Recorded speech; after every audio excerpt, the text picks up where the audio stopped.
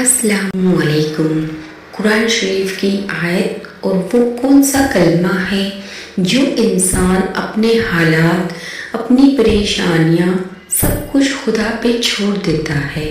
اس کلمے کی فضیلت اور اس کلمے کا ترجمہ یہ ہے کہ ہم اپنے آپ کو خدا کے حوالے چھوڑ دیے۔ خدا کسی کا برا نہیں چاہتا۔ اعوذ باللہ من الشیطان الرجیم، بسم اللہ الرحمن الرحیم۔ کلمہ بھی پڑھ لیتے ہیں۔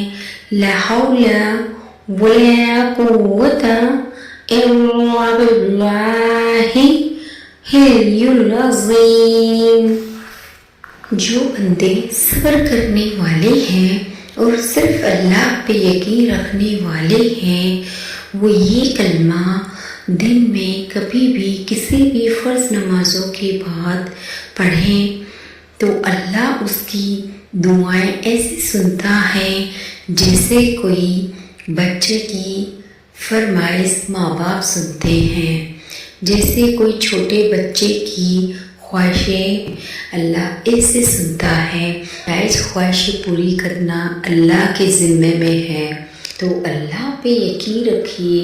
اللہ کی ذات بہت پاک ہے، اللہ خالق ہے، اللہ مالک ہے، اللہ پاک پروردگار ہے، اللہ سب کی سننے والا ہے، اللہ سب کے دلوں کی حال جانتا ہے، اللہ ہم سب کی نیت جانتا ہے، اللہ ہم سب کی عادت پہچانتا ہے۔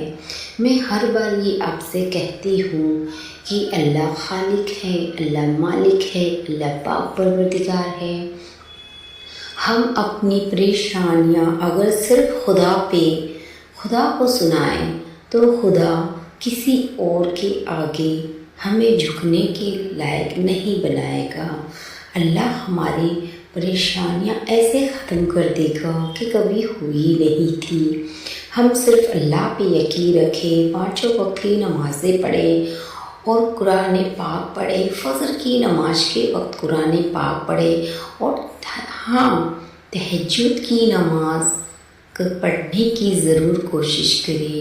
جس شخص کو دعائیں قبول کروانی ہیں تو وہ تہجد کی نماز ضرور ادا کرے۔ اس کا مطلب اس کو اس چیز کی ضرورت بہت زیادہ ہے تو وہ تہجد میں اٹھ کے دعاؤں میں وہ خواہشیں وہ چیز ضرور مانگتا ہے، ورنہ جو تہجد میں یا فجر میں اٹھ کے دعائیں نہ مانگے، اس کا مطلب اس کو وہ چیز دل سے چاہیے ہی نہیں، وہ کوشش کرنا ہی نہیں چاہتا۔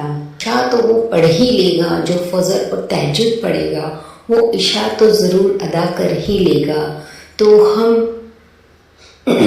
اپنا دین اور اپنا دل دونوں مضبوط کر لے تو انشاءاللہ ہمیں کوئی گرا ہی نہیں سکتا، کسی کی طاقت ہی نہیں ہے، کیونکہ ہمیں سنبھالنے والا تو ہمارا خدا بیٹھا ہے۔